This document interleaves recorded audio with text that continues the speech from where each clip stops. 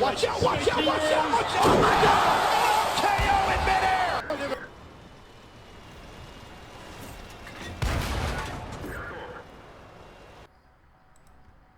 Hey, what's up everyone? Good morning, and I hope everybody's doing well during these wonderful times. But had 2 games for you today, and guessing by the title you can kind of guess that we're going to be getting a certain medal, the Fadins, or trying to in both these games. One a little more scumbaggy than the other, but we'll get to that in the end. But yeah, first game's in the Rover, and the second one is in the Ship Barn, aka the 4000, or I guess the other way around, 4005, aka the Ship Barn. But yeah, if you don't already know, the Fadin's medal is when you kill the last tank on the enemy team with your last remaining shell, basically.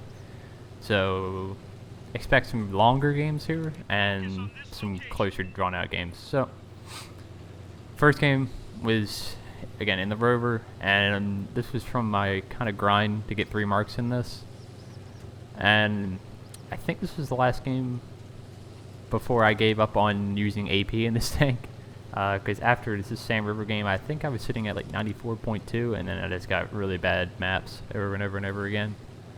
So I gave up on trying to use AP and just went with the full Swindle loadout instead to finish off the 3rd mark. But hey, you can do that when you have, I guess, 100 million silver. So it's not really a concern of mine. But we're going to do fairly standard. Well, standard for this version of the map, as we try to put a kind of sneaky snapshot into him, but we kind of get away with one there. But it's assault, so we have less time. We have to keep that in mind. Make things happen a little sooner, a little quicker than they usually would in this game, so we have to play a little more aggressive than we normally would. Normally I'd actually spot on the regular version of Sand River in the middle. There's a ramp area of them crossing to the other side, but for this one they get a lot closer spawn to that, and going there would pretty much be suicide. Where that T1 Heavy popped up like a minute ago, that's generally where I would go on Sand River in a standard battle. I mix it up from time to time just to keep you all on your toes, I suppose. But yeah, fairly standard for this variant is spotting over here, because our team spawns a lot closer to the side, and lucky enough for us, this is always nice. We're catching it already out in the open, track him, and we're gonna hopefully send him back to the garage if we don't low roll by, again. But we take out one of their squares, and that's always a good result early in the game. Don't have to worry about sitting still as much. Our team is pushed pretty hard up top and also on the other side, but the other side's probably going to get farmed pretty hard. Again, just because the other team has such a major advantage there, as we free aim the AMX-12T and take out another tank on their team. But right now, in kind of the trend of this game, we're always going to be down a few tanks, just based off our team's positioning. That hammer is going to pretty much stop our team up at the top for quite a while, just because he has so many hit points, and he has friends behind him that are probably shooting him. I'm trying to put some shots into him, but again, that's what I was getting frustrated with, is a kind of low-ish AP pen, bouncing off the side of a Tiger one, basically. And then we get the rear of the IS-2M, which is going to be a really important target for us to try to take out. Again, he's on nearly full health, and we already lost half our team. And he's pretty heavily armored for this kind of matchmaking. It's tier 7, if you haven't noticed by now. And he's going to be one of our bigger threats, just because he's going to be hard for a lot of the other people on our team to pen him. So if we switch to the APCR, even side on, as we kill his engine there, which is nice. And even side on, we're getting issues here penning him. So honestly, I can't totally fault myself for using the APCR here. And again, I'm totally ignoring the guy that's still spotted, just because I want to focus the high tier heavy tank in this situation. But there, I feel like he's going to repair now, and why not take the easy shots on this KV1S, who looks pretty much stock. But again, our gun is failing us here quite a bit. And you see, I'm just kind of getting like, I don't know, it's a little frustrated just by some of the shots, but then they finally start to connect a little bit more. And we get one more, but we're not quite able to finish him off. And then a wild SU-85 appears, and we'll just take him out as well. And then the KV1S obliges us, and we finish him off too. So just filling up the kill feed a little bit there with 2 back-to-back kills, which is nice. Our team is still held up by that Tiger 1, and they basically have access to our entire base now. And a wild Jagdpanzer appears, pops over. We almost able to take him out, but that one bounces, I think, off his upper plate somehow we manage. And this is a little bit of a misplay. We get a little too aggressive here. It still works because we do take him out, but exposing ourselves like that, we eat one shot. Ooh, nasty voice crack. But honestly, that was kind of risky. We know all their guns are pointed that way, and that could end it pretty badly for us. That's not really the smartest play. It works, but it's not the right, probably not the best idea to do that. When you know you have at least 4 guns probably trained on you at that point. So we see the IS-2M is pushed into our base, and we know the SU is set in the middle. He's really not much of a threat. We can kind of lessen his impact on the game, I suppose, as I have a brain fart. But we can kind of just hinder and keep him as an afterthought. I'm not too worried about him. I know I'm going to outspot an SU-152 pretty much with ease on this map. There's no real chance he's going to outspot me.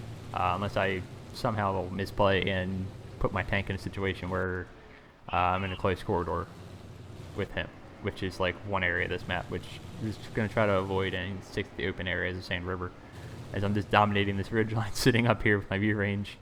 Again, I think I have my T-49 crew in this at this point, which has, I don't know, 15 plus perks at this stage.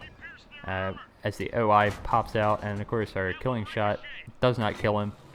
However, that's going to benefit us later for the purposes of this video, I suppose. But yeah, we're only left with 4 APCR rounds now, and I'm not going to risk those shots because that's never going to pen. So why even bother? But the IS-2M is now on the base, which is an issue. I'm the closest one to him. I'm the only one I have confidence in to get back in time and reset this. He can't kill us with one shot most of the time. He'd have to high roll crazy or have HE loaded, which is possible. I'm trying to get there unspotted as close as possible. I know he has support also with the VK. The SU I'm still pretty confident is sat in the base, or not in the base, in the middle area, so I'm not too worried about that. But at this point I just got to get in there and be aggressive and take a bit of a risk if I want to try to win this game. Otherwise he's going to cap out. We've got 3 minutes left. Yeah, we have 45 seconds, but I'd rather just take the initiative here and try to rush in. So again, we're RBRTing because there's so much stuff in the way that I'm not really sure about actually aiming these shots. Our last APCR bounces off the side of him, and now we're only down to AP, which is going to be a pain to try to pen him. We either got hit below like the space armor as I go for the manual aim here, because I was like, there's no way I'm going to be able to just consistently pen him. As we're trying to navigate through all the rubble, which is slowing us down, but it's also making it hard to hit the aim, I suppose. And we kill his engine there completely. I know we already damaged it several times this game, and then we bounce another one, which is frustrating, and then we finally are able to take him out. And now we got to get away from this VK, and I believe the OI sat up there as well. And important here, I'm keeping the building between him and me as much as possible. He does bounce off us, but that's kind of important right there, is that I just try to keep the cover between me and him as long as possible, so he has as short as time frame to return fire on me, basically, and kind of limit the damage he can put out. And here, we're going to go back in time like Marty McFly, and look at that, we're back behind the sand dune again. It's crazy. I know I can teleport as well. It's the Rover, so, you know, it's possible. But now, this game is pretty much just down to, okay, I want to kill the OI because he's got the bigger gun.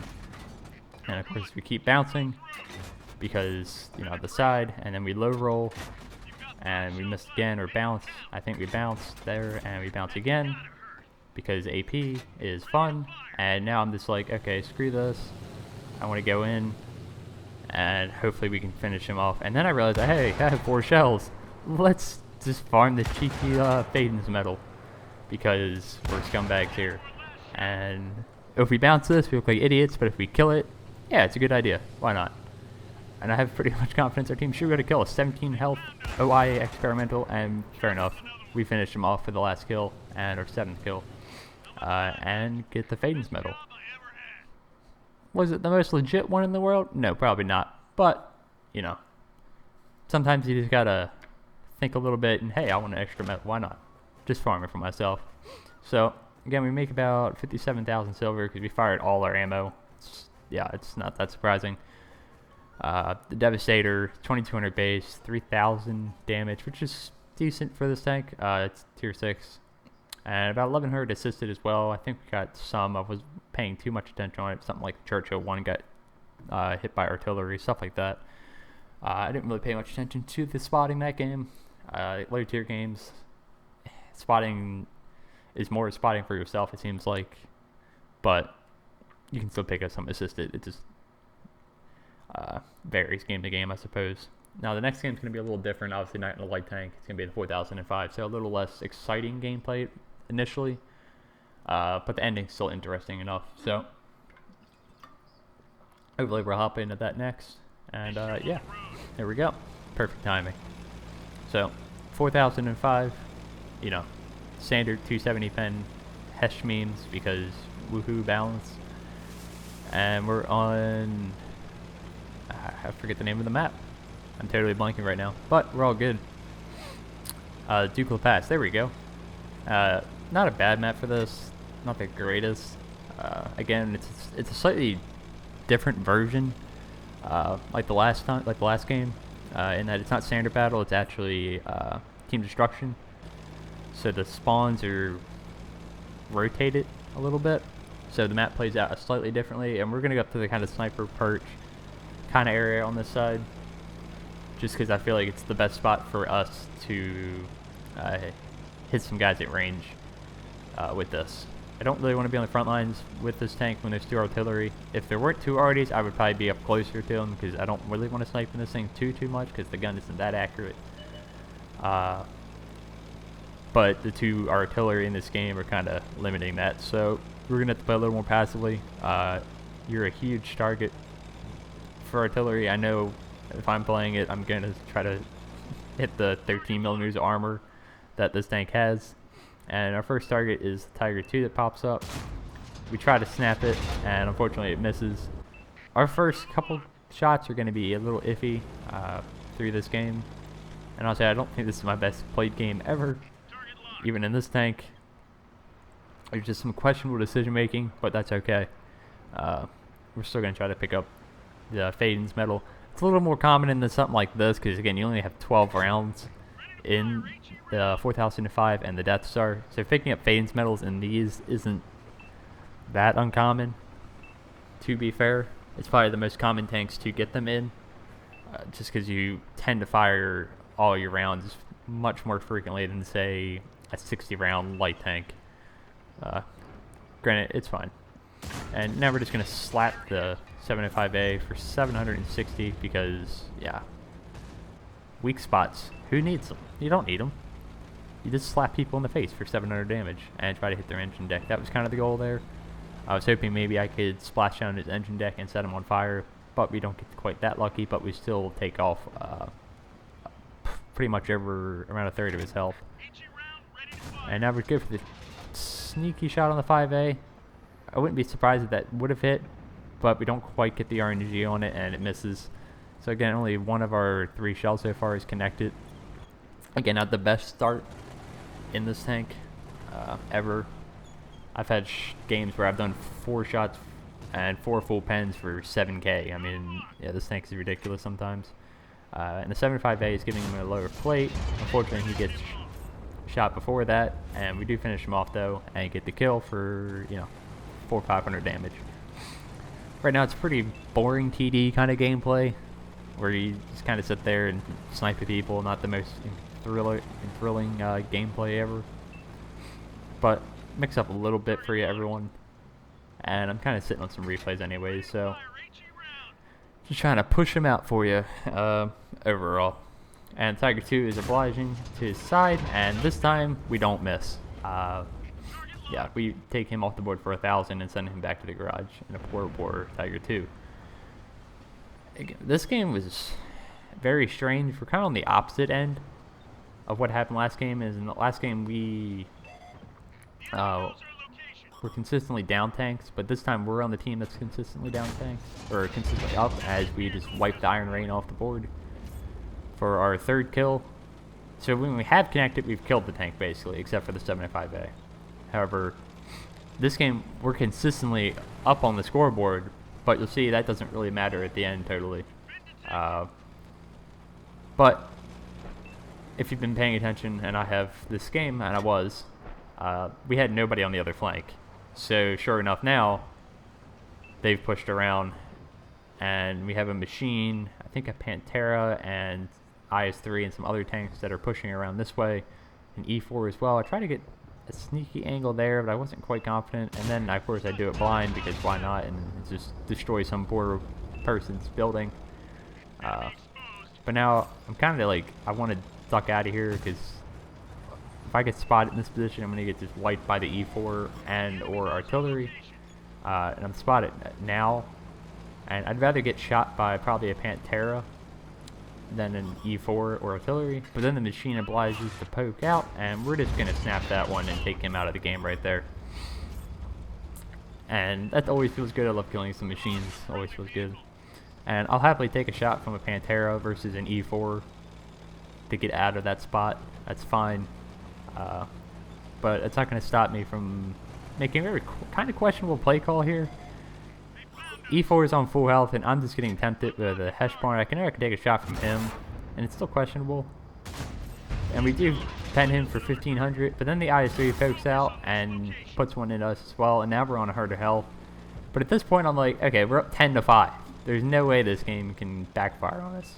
And honestly, I was probably overconfident here, to be fair, in the way this game was playing out. Now we start losing tanks, artillery starts taking them out, and the shot on the IS-3 just kind of shows that overconfidence. I just poke out and put one into him. I don't aim it at all, and he just keeps driving. He could have easily turned here and killed me, easily.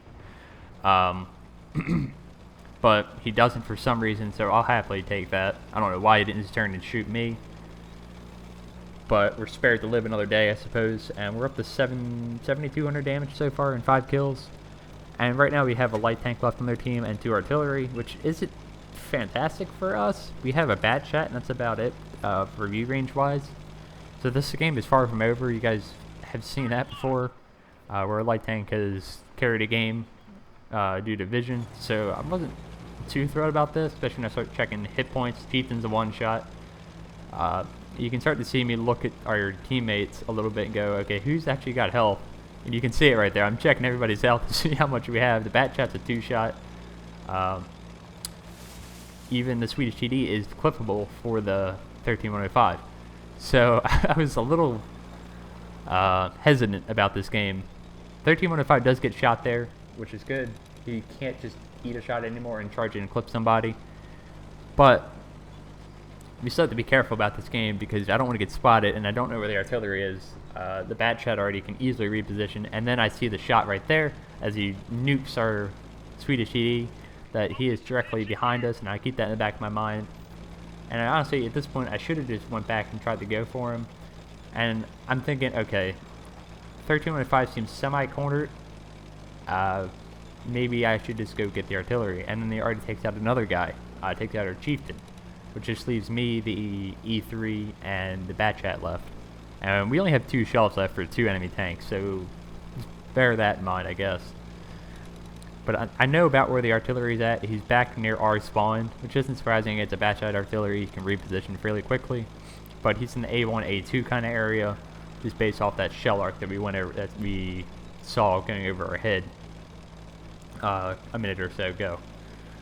So we're not in the best tank for this. I'm trying to keep an eye on the minimap, and I see the 1515 is still behind me, which is good. I'm just trying to keep tabs. He looks like he's cornered there, and honestly I thought he was just going to be stuck in there and I wouldn't have to worry about him. But we're still in an issue here. The bat shutter, you can easily outspot us for a huge target in an open field. 4005 is not sneaky. It's not what you want to be going after already, and sure enough he does spot us, which is unfortunate.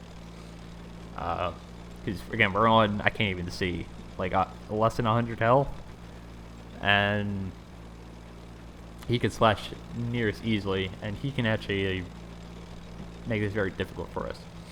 So I dip down, but then I see him fire again, which kind of leads me to believe he's not paying attention too much to me, and he fires again, and the 1315 takes out our artillery. And at this point I'm a little more worried. Maybe he's woken up a little bit, just slowly peeking the corners. I don't want to go around too quickly, because I got to aim in this thing for a little bit before I shoot. I only got 2 rounds left. I'm trying to be aware of that. Their 1305 is now not spotted, which is bad for us. Our bat jet's coming in to help us, but we pick up the spot on the and we finish off their artillery, which is nice for us. Leaves only 1 gun left in the game, but again, it's us, an E3, and a bat chat against a 13105 on a very open map, which means this game isn't far from won, as you've seen. And our bat chat's a 1-shot. So what's the best way to deal with this? I know I was the last one spotted. I'm guessing the 13105 is probably going to be coming this way based on that, and sure enough, here he comes. And now I'm just trying to get in a race for cover and trying to stay unspotted, because I can just want the element of surprise, and I'm just racing for cover. Ship barn is just fast enough to get behind this building, just waiting a little bit for him to drive by, and just having a little bit of patience. And now I'm fair enough that he's gone around and up, and we're going to start picking. He's spotted. He's driving parallel to us, and we're just trying to watch him, and whew, we got him. Risky third-person shot there, but I didn't feel like aiming in for some reason. Don't really know why. Not really the smartest thing, but it worked. And we finished him off for our 7th kill and our 2nd Faden's medal of the video, and a little more earned Faden's medal, not farming one like the last game. But again, it's in one of the tanks that it's one of the more common vehicles to find yourself getting a Faden's medal in. So hopefully you guys enjoyed that. Again, we picked up 7,800 damage, 7 kills, no assisted, shocker. And yeah, I always like playing this tank. I want to 3-mark it at some point. I really do. I've said this on stream. I actually prefer it over the Death Star, but yet I've 3-marked the Death Star, but not the 4005. It doesn't really make sense. But yeah, maybe one day we will, hopefully. But before I ramble on, hopefully you guys enjoyed. I'll keep pushing the videos out for you, because I know most of us are stuck at home right now. Stay safe, and hopefully we'll catch you guys later. See you. Peace.